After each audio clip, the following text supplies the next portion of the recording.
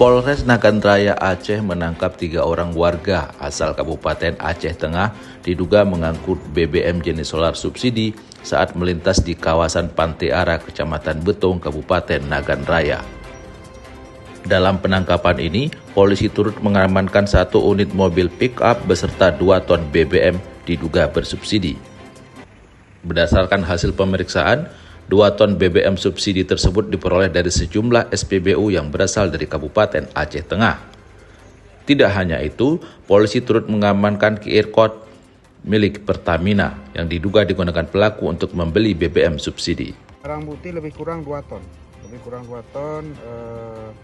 Barang bukti 1 unit mobil L300 dengan nopol 8313 GI yang bermuatan 2 ton. AKP Mahfud juga menjelaskan ketiga tersangka dikenakan dengan pasal 55 Undang-Undang Nomor 22 Tahun 2001 tentang minerba dengan ancaman hukuman penjara paling lama 6 tahun. Saat ini ketiga tersangka masih diamankan di Mapolres Nagan Raya untuk penyelidikan lebih lanjut. Dari Nagan Raya, Teguh Dedi Iskandar, Kantor Berita Antara, mewartakan.